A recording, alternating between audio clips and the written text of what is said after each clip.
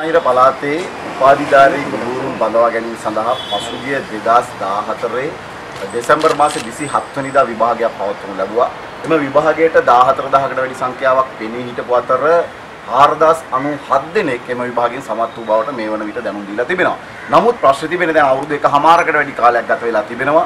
මේ විභාගයෙන් සමත් වූ 4097 දෙනා අතරින් 400කටත් අඩු ප්‍රමාණයක් තමයි දැනට ගුරුවරු ලෙස බඳවාගෙන තිබෙන්නේ. ඒ නිසාම මේ විභාගයට මුහුණ දීපු විභාගයෙන් සමත් වෙච්ච 4097න් විශාල ප්‍රමාණයකට يعني 3600කට වැඩි ප්‍රමාණයකට බරපතල අසාධාරණයක් සිදු වෙලා තිබෙනවා. ඔවුන් තවදුරටත් ඉච්ඡා බංගත්වයට පත් කරලා තිබෙනවා, අපේක්ෂා බංගත්වයට පත් කරලා තිබෙනවා.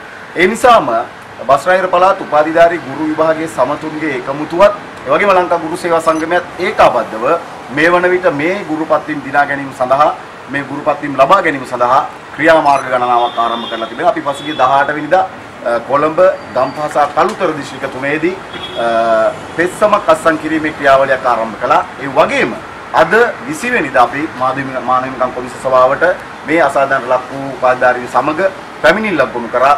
මෙතනින් නතර වෙන්නත් අපි බලාපොරොත්තු වෙන්නේ නැහැ. ලබන 27 වෙනිදා උදෑසන 10ට අපි නැවත කොළඹදී එකමුතු වෙලා ඒක රාශි වෙලා මුදල් අමාත්‍යාංශයට මෙම පෙත්සම බාර දීම සඳහා කටයුතු සූදානම් කරන්න බලාපොරොත්තු වෙනවා. මොකද බස්නාහිර පළාත් අධ්‍යාපන බලධාරීන්ගේ පැත්තෙන් දිගින් දිගටම මේ සම්බන්ධ විමසීමේදී ඔවුන්ගේ පැත්තෙන් ප්‍රකාශ කරන දේ තමයි මේ අනුමැතිය ලබා දීම ප්‍රමාද කරමින් තිබෙන්නේ මුදල් අමාත්‍යාංශයේ කළමනාකරණ සේවා දෙපාර්තමේන්තුවේ කියන කාරණේ තමයි ඔවුන්ගේ පැත්තෙන් අවධාරණය කරමින් ප්‍රකාශ කරමින් තිබෙන්නේ. ඒ නිසා කළමනාකරණ සේවා දෙපාර්තමේන්තුව මුදල් අමාත්‍යාංශයට ඒ සඳහා බල කිරීමටත් ඒ සඳහා අපේ ඉල්ලීම ඉදිරිපත් කිරීමටත් ලබන 27 වෙනිදා අපි නැවත වතාවක් මුදල් අමාත්‍යාංශයට මේ පෙත්සම බාර දීමටත් බලාපොරොත්තු වෙනවා. ඒ වගේම අපි අවධාරණය කරනවා බස්නාහිර පළාතේ මේ වන විට පාසල් ගණනාවක පළාත් සභාව තුලත් පළාත් සභාවේ උපදේශක කාර්ක සභාව තුලත් බරපතල ලෙස සංවාදයට සාකච්ඡාවට ලක් වෙන කාරණා තමයි පාසල්තල ගුරුවරු බරපතල ලෙස හිගයක් තිබෙනවා. පන්ති කාමර වලට ගුරුවරු නැහැ. සමහරට ලබන අවුරුද්දේ ශිෂ්‍යත්ව විභාගෙ ලියන්න ඉන්න දරුවන්ට මේ අවුරුද්දේ 4 ශ්‍රේණියේ ගුරුවරු නැහැ.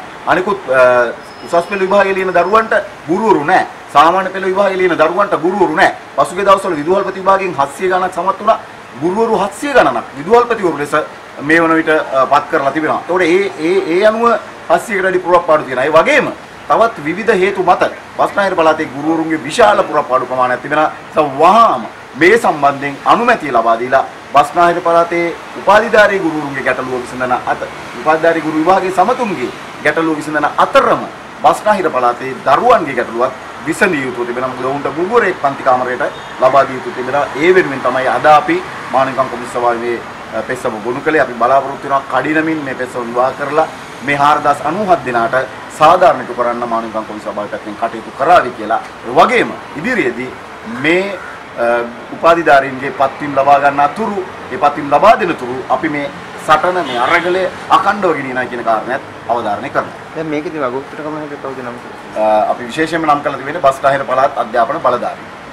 ඔව් එතකොට දැන් පසුගියදා ජනාධිපතිතුමා කිව්ව නේද මේ බස්නාහිර පළාත් ගුරු පුරප්පාඩු ඔක්කොම පුරවන්න කියලා අධ්‍යාපනයෙන්. ඔව් ඒ ප්‍රකාශය කරලත් මේ වන විට දින 18ක් ගත වෙලා තිබෙනවා. පසුගිය දෙවනිදා තමයි ගම්පහ දිස්ත්‍රික්කයේ පත්තලගෙදර විද්‍යාපීඨයේදී ජනාධිපතිතුමා විසින් මේ සම්බන්ධයෙන් ප්‍රකාශයක් කළේ.